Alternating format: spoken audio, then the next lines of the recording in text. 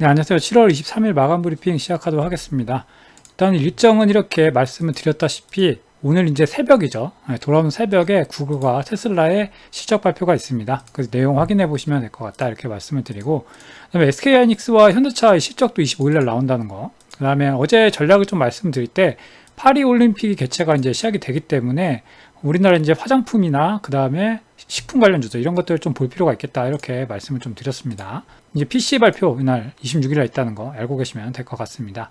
환율과 원유는 크게 변동사항이 없고 미국 시장도 딱히 별다른 건 없었습니다. 물론 지수가 이렇게 반등이 나오긴 했는데 워낙에 이렇게 내려오다가 반등이 나온 거죠. 보시면 이렇게 반도체 관련주들 좀 상승 강하게 나오는 모습이 나오면서 이제 좀 하락하던 빅테크 종목들 좀 상승하는 모습이 보여줬습니다.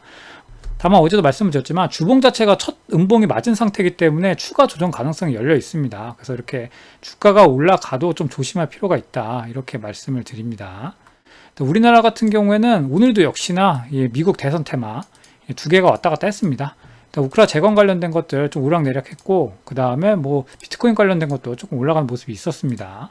그다음에 해리스 테마에서는 새로 이제 낙태 관련된 게 나왔습니다. 현대약품이 좀 오늘 상한가 마감하는 모습이 있었는데 결국 이 두 가지가 지금 시장을 이끌고 있다 이렇게 생각하시면 되고, 반대로 지수가 올라갈 때는 이 두 개 테마는 좀 약해지는 경향이 있습니다. 그래서 해치 형식으로 지금 대응을 하시면 된다 이렇게 생각이 되고, 다만 어제 말씀을 드릴 때 지수 자체가 하방하고 있기 때문에 지금 이런 종목들을 안 볼 수가 없다. 그래서 이런 종목들 위주의 매매를 좀 이끌어 가야 된다 이렇게 말씀을 드립니다. 근데 엔비디아가 반등이 나왔는데도 우리나라 이제 삼성전자나 SK하이닉스 이제 반도체주도 흐름이 생각보다 강하지 않았습니다. 일단 이 차트를 좀 보시면은 어제 여기 지지를 받았다라고 말씀을 드리면서, 근데 이게 지지받고 강하게 올라갈 가능성이 그렇게 높아 보이지 않는다 이렇게 말씀을 드렸잖아요. 일단은 갭이 뜨긴 했는데 쫙 밀리는 모습으로 이렇게 마무리가 됐습니다.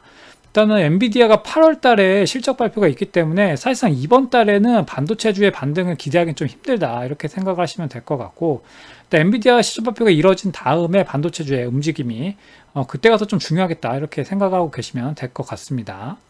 오늘 비만 치료제 관련주 순환매 계속해서 지속해서 나오고 있습니다.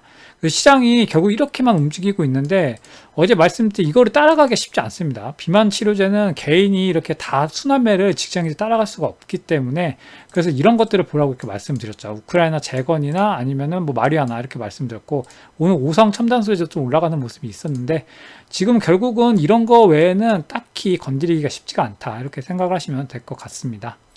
코스닥 같은 경우에도 오늘 또 올랐지만 역시나 갭도 그렇게 밀리는 모습이 나왔습니다. 지금 저점상으로 봤을 때는 780포인트 부분까지는 열려있는 구간이기 때문에 추가적인 하락 가능성 충분히 있다는 것을 인지를 하시면 되고, 그렇기 때문에 이런 종목들 좀 매수를 하시면서 좀 손실나는 부분들을 메우실 필요가 있다 이렇게 말씀을 드리고, 이제 기존에 가지고 있던 건 떨어져도 만약에 이제 올라가는 종목을 산 게 아니시라고 하면은 딱히 걱정할 게 없겠다. 물론 당연히 실적이 기반된, 그 다음에 회사 가치가 안정적인 회사여야 됩니다.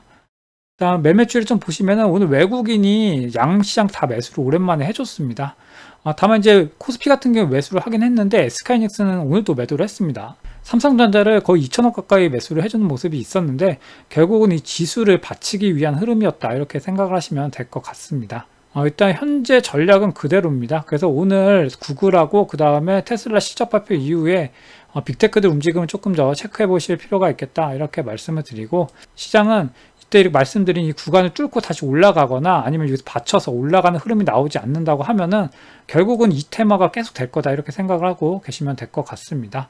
비만 치료제 같은 경우에는 말씀드리다시피 좀 매수하기가 껄끄럽다 이렇게 말씀을 드리고, 결국은 일단은 식품하고 그 다음 화장품주들은 좀 낙폭이 과대한 종목들, 그런 종목들 위주로 좀 매수를 해보시는 게 좋겠다 생각이 들고, 그게 아닌 단기성 자금들은 결국은 이쪽으로 돌려야 된다 이렇게 말씀을 드립니다. 시장이 생각보다 어떻게 보면은 쉽고 어떻게 보면 좀 어려운 장이긴 한데 이거 핑퐁을 잘 못하면 되게 어려운 장입니다. 그래서 이런 것들을 좀 어려우신 분들 같은 경우에는 무료 카톡방 운영하고 있으니까 설명 더보기란 참고하셔가지고 투자하시는데 좀 도움이 되셨으면 좋겠습니다. 그럼 마무리 잘 하시고 내일도 성공 투자하시기 바랍니다. 감사합니다.